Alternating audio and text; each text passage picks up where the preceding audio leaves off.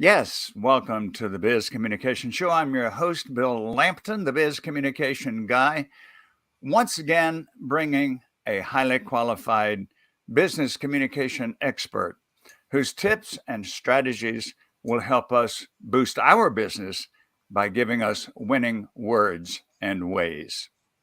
Today, it's a pleasure to have as my guest once again Karen Chace, coming to us from East Freetown, Massachusetts. Karen Chace is an award winning storyteller, teaching artist, and author. Since 2002, she has taught the art of storytelling to over 700 students. That's quite an impact. Karen Chace is a contributing author to numerous publications around the world, and her book, Story by Story, Creating a School Storytelling Troupe, received a 2016 Storytelling World Honor Award and a 2015 Ann Izzard Storytelling Award. Karen produces and hosts the Story Cafe, a local television series in Seekonk, Massachusetts, and she is a recipient of the Lane's Brother Blue Ruth Hill Storytelling Award in 2009, and in 2011, the National Storytelling Network's Oracle Service and Leadership Award. Quite a qualified guest to be with us today, as always. Karen Chace, welcome to the Biz Communication Show. Oh, thank you, Bill. It's always a pleasure to spend time with you. Well, I can every time that I host you, there's one phrase that comes to mind, and that's "once upon a time." Thank you. I love that. I remember, of course, and so many of us remember, if we were fortunate in our childhood, there were relatives or friends or siblings or caregivers or whoever else who would open a book. And if it started with once upon a time, all of a sudden our imaginations were stirred. They had our full attention. It made our day so rich. And so that makes it especially meaningful to talk with a professional storyteller. I've said before, you're the only professional storyteller I know, so I can easily say you're the best storyteller. Oh, well, I thank you. But trust me, there are many, many fabulous storytellers out there in the world. Now, Karen, many of us in our professional life have an aha moment. We're in the profession that we love and that we dedicate our lives and our talents and our time to, and try to learn more and more about all the time. We're in that profession, many of us, because there was some enlightening incident and what we would call an aha moment. I never knew anybody in kindergarten that said, I want to grow up to be a storyteller. So tell us, please, what that, I guess to use a fancy word, what that epiphany was for you, that you became a professional storyteller and an award winning professional storyteller. Well, epiphany is the perfect word. I happened to be at a teachers' conference. Um, I worked for an elementary school at the time, and I went as a parent liaison.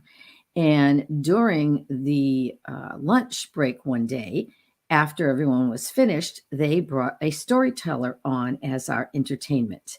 And she was a storyteller from New Hampshire, and she wove personal stories with old folk tales.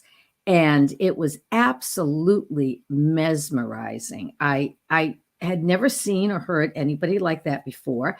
And so when I came home, I immediately, and this was in the early days of Google, so not as easy to find things at the time, I Googled and found a conference, a storytelling conference in Iowa, and I registered, booked a plane ticket, and that was my foray into storytelling.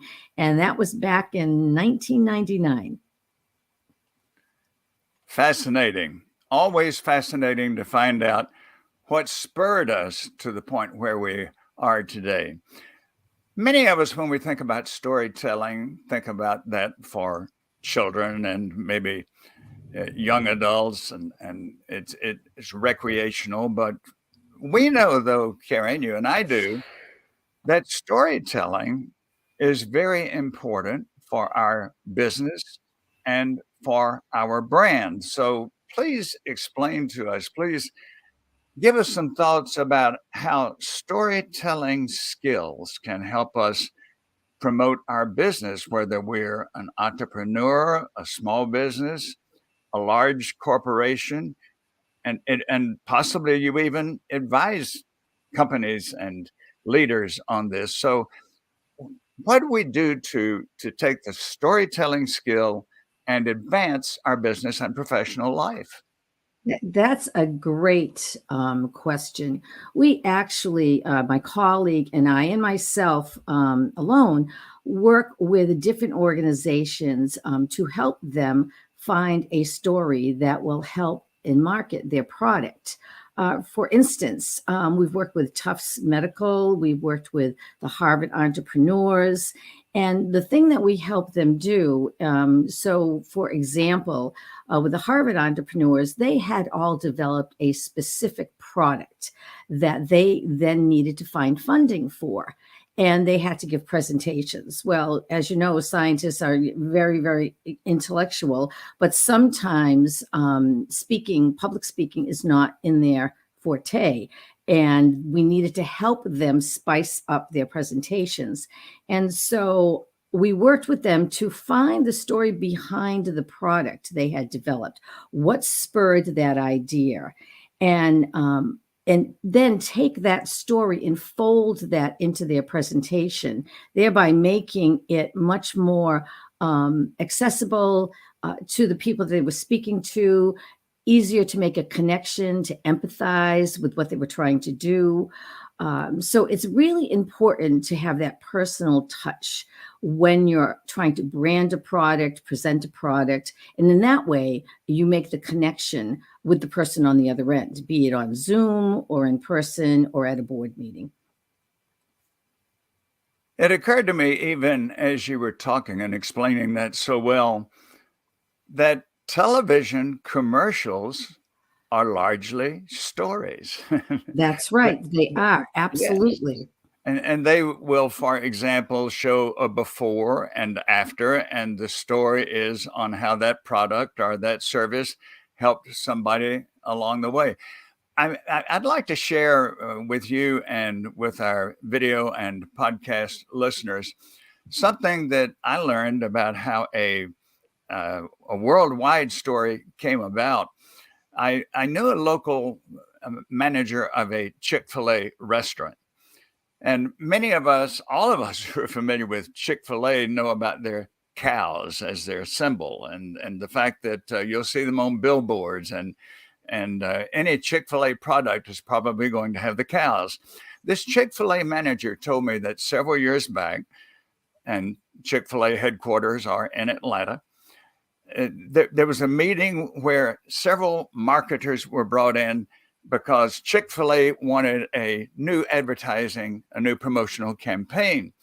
And all of these high paid, highly trained marketers made their presentation with, I imagine, PowerPoints and charts and visuals, all kinds of things.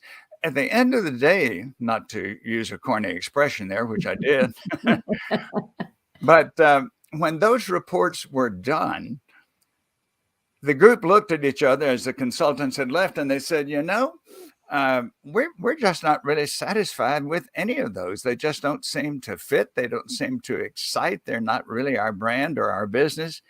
And so one of the people in the group said, guess what? Maybe I've got an idea.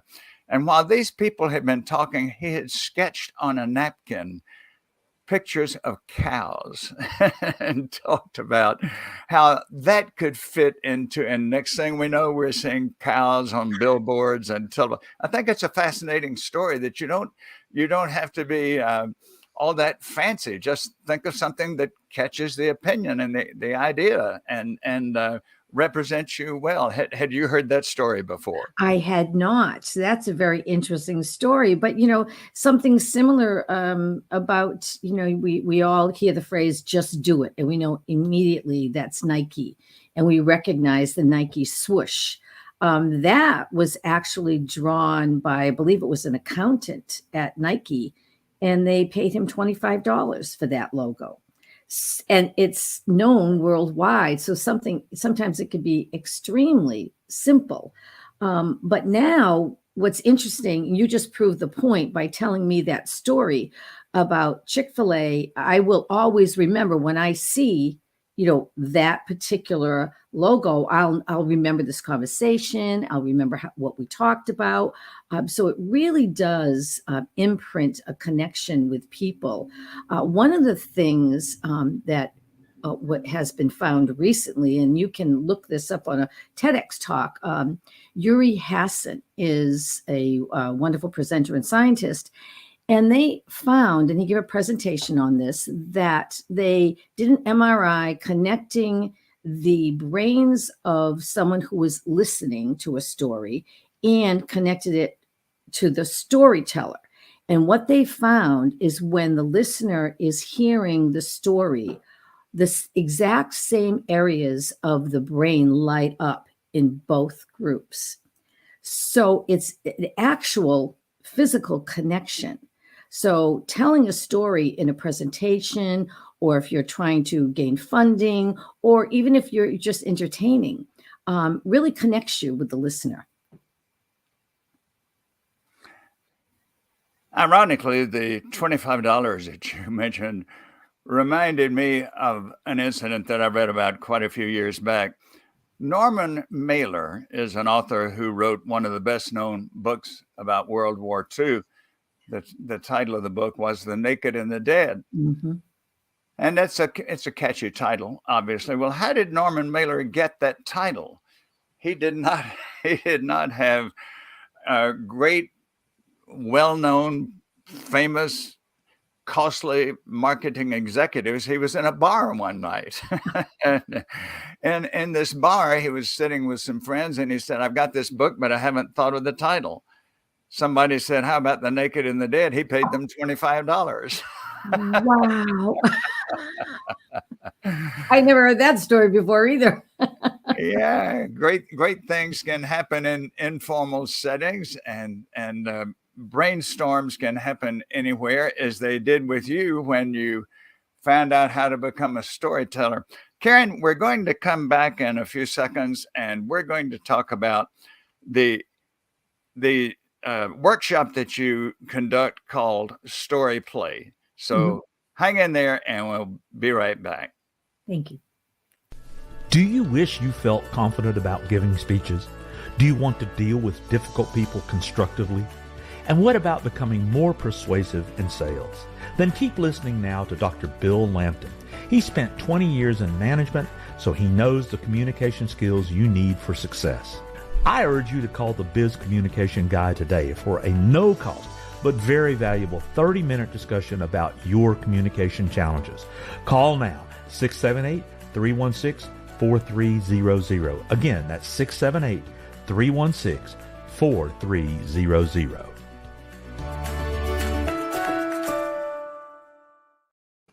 We've already established, Karen, that storytelling, brand building are very vital in today's business and professional world.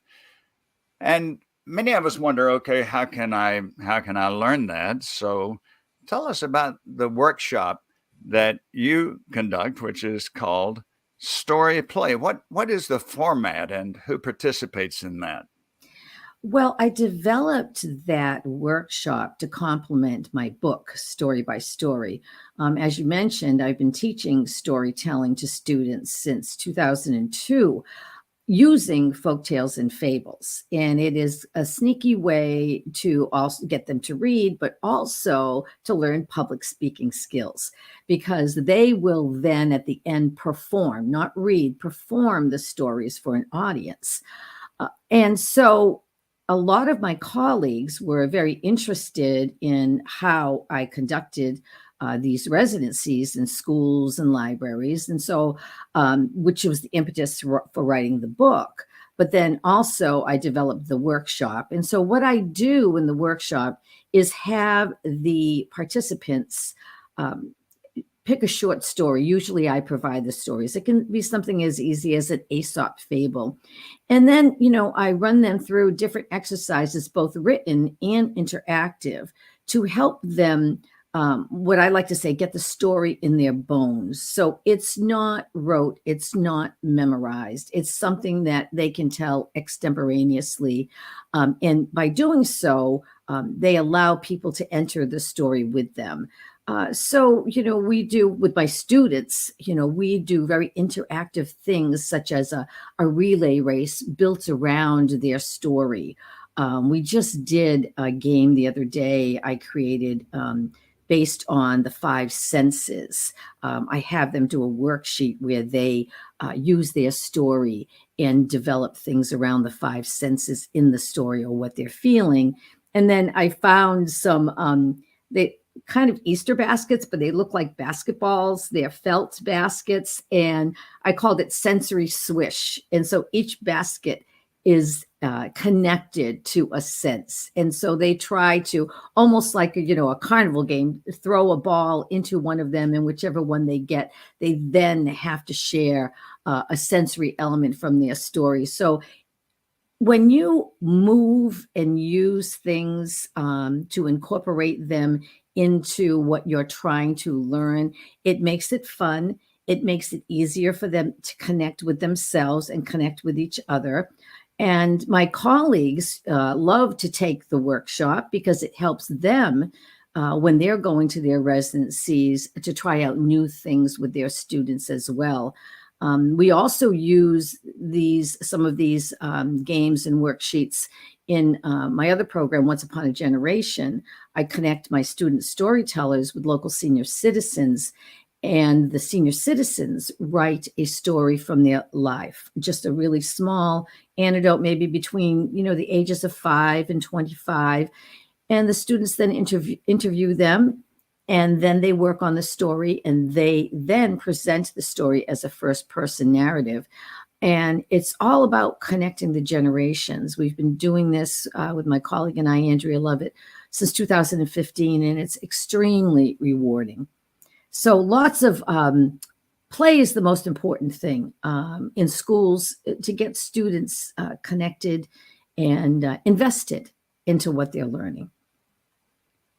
I agree so wholeheartedly on that. And in the 25 now that I've been a professional speaker, one of my approaches has always been that one-way communication is nowhere nearly as effective, either for interest, entertainment, or education, as involvement.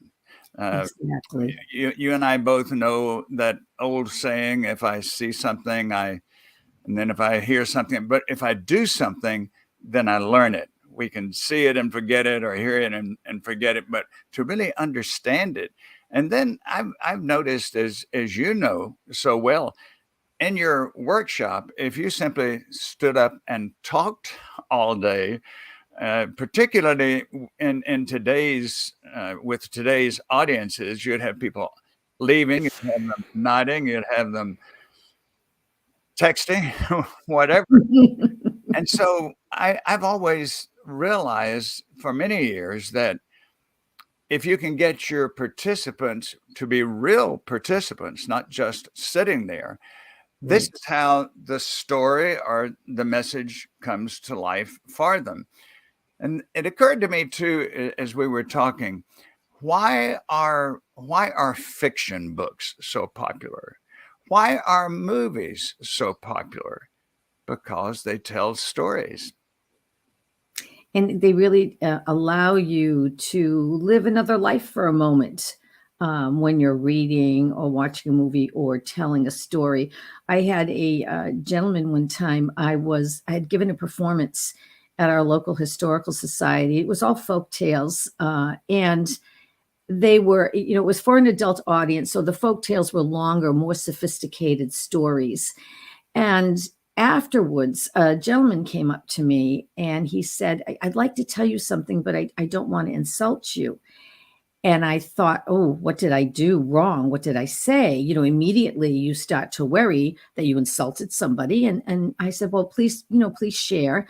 We can all learn from our mistakes. And he said, well, when you started the first story, I was watching and I was listening to you and enjoying it. He said, but towards the end, I went through a number of different stories. He said, I realized that I wasn't seeing you anymore. I had stepped into the story. And that was a high compliment. And that's what I shared with him. I said, if a storyteller does their job right, they disappear and the listener steps into the story with them. So it was a very high compliment. And even in this day and age of technology, people will step into a story with you. Yes, and I think that is a very high compliment. I want to underscore before we close in a few minutes, I want to underscore as well what you talked about sensory appeal in our stories. If we can get people to see and to hear and to feel what we're talking about, and that's what great books do. That's what great speeches do. That's what great television or movies do. They do involve all of the senses, and that's one of the great things that you do. And let's talk now about the television show you host. We've talked about your training workshops, but you also are one of the few TV stars I know. Talk to us about the Story Cafe, Carrie. Well, I'm very, very lucky. I have a show on Seekonk Channel 9, which is a local cable, but it is very well run. And the gentleman that produces the shows is extremely professional. So it is a beautiful set, a beautiful sound. And I actually, again, serendipity. I had gone on their show to perform and also to promote my book. They had asked me to come on to be interviewed about my book.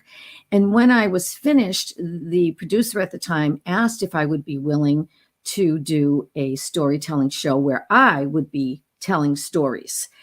And while that was a lovely offer, I know that a lot of people, when I tell them I'm a storyteller, will immediately think, oh, well, you read to children. And while that's a whole nother skill that librarians are very skilled at, that's not what storytellers do.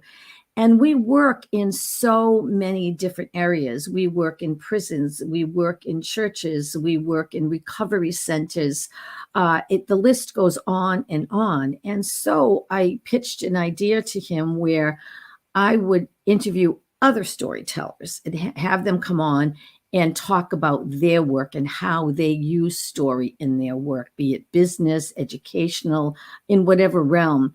And luckily, he liked the idea. And so that's what I've been doing since 2015.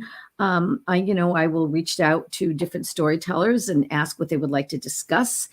And thankfully, with the presence of Zoom now, I am able to bring in storytellers not only beyond New England, but beyond the US. Just this year, my first storyteller in January came to me on Zoom from Ireland. And the next one was from Portugal, originally from India. So it's been a real boon to be able to have people in on Zoom, although I prefer to have them in studio. This has allowed me to reach out and speak to people about different subjects. And in fact, the woman from Portugal, we had a conversation about how she uses storytelling in business. I'll have to send you that link. I think you would enjoy it, Bill. In a true sense, you do with your television show what I do with the Biz Communication Show. You bring on professionals in your area. Exactly. And it's very astounding for people to see how many different ways you can use story in your work, not just in schools, but in business. Really quick little anecdote. I was working with the University of Massachusetts in Dartmouth. The marketing professor had asked me to come in and coach the students that were working on a project as a team. They had to invent a product and then pitch the product. And so I did. And one of the groups had a reusable water bottle that the bottom cap screwed off, where you could put your key in if you were at the gym, that sort of thing. And it was, interesting. The presentation was nicely done. But when I started to coach them and ask questions, I said, there were so many water bottles out there. What was the impetus? What was the idea behind getting this bottle with the bottom screwing off? And one of the women said, "Oh, well, my grandfather is quite ill and he has to take a lot of pills every day." So I came up with the idea of the water bottle there's different sections you can put, different bottoms, and one is like a pill box. And I said, "Nowhere is that story in your presentation. That needs to be there. That is that personal connection of how you came up with that idea." And they hadn't even thought about it. And so, I tell people all the time when I'm coaching them, if they're scientists or business majors or storytellers, what's the idea behind the story? With my storytelling students, I will say, think about what is the most important thing in your story. If you left out, the story wouldn't make sense. And that's another way to be able to connect what's going on. And the same thing in business. How do you want to make sense of the story that you're sharing with your clients? I had an incident once where I noticed that a story can be nonverbal. And that is, I was in a management situation. It was a time when all of us department heads were called together. The CEO came in. We each were to give a pitch for our budget for the next year. And of course, all of us were going to come in and ask for more money. Now, the CEO told us a story non-verbally because he walked in and with a rather straight face distributed a crying towel to each one of us.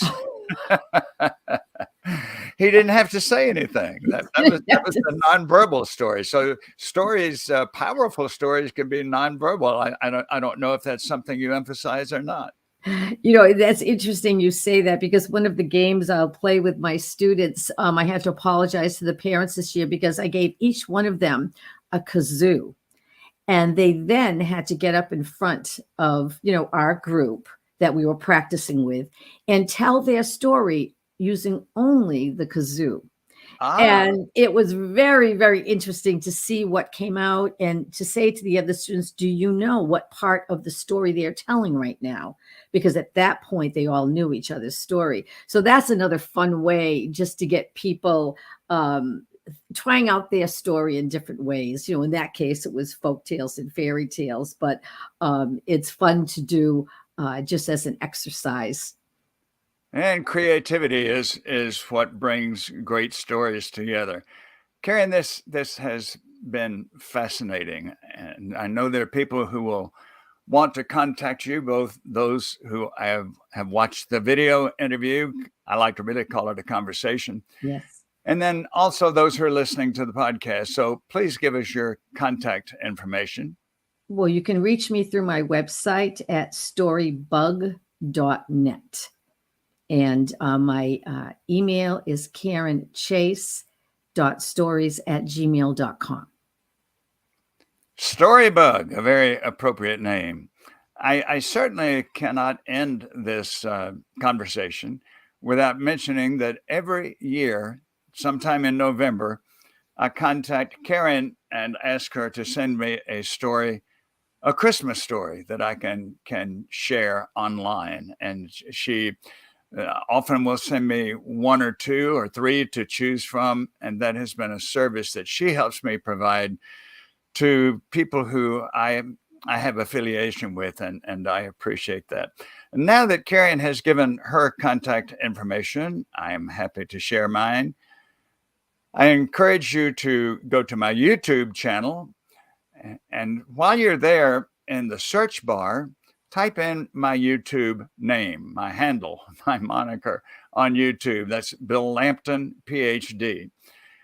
And be sure while you're there to hit that subscribe button. You'll not only have access to this interview, but to instructional videos that I've been posting since 2004, Some were a solo act. Many of them in the last few years have been interviews like this one. So do subscribe. And then my website, since I'm the Biz Communication Guy, logically, my website is bizcommunicationguy.com. I encourage you to go there. Check my services for corporations and leaders and find out how I can assist you. And also, while you're on my website, there are instructions on how you can subscribe to this podcast. And then, of course, I want you to give me a phone call, 678-316-4300. That's a no obligation exploratory call to begin with, to hear about your communication challenges and problems and how I can assist you with them. Karen, Chace, it's been quite a story to have you with us today. So any closing remarks where you can pull this all together for us? Well, first of all, thank you, Bill, for having me on. But, I encourage everyone to think about how they can use story, not only in their business life, but in their personal life as well. Family stories in particular are so very precious. They are gems. Collect those before our elders are no longer there. There is an African proverb that says, when an elder dies, a library burns down. So make sure you collect those stories from your families and friends. It's been a delight, Bill, always to spend time with you. Thank you so very much. It's been educational, informative, and entertaining, which I said any presentation should be. and you made that happen for us. Karen Chace. Be sure to get in touch with Karen. She's a wonderful resource and a great professional to work with as well. Thank you very much for being with us on the Biz Communication Show. I'm your host, Bill Lampton, the Biz Communication Guy, bringing you communication tips and strategies that will boost your business because you learn winning words and ways. Be with us again for the next Biz Communication Show.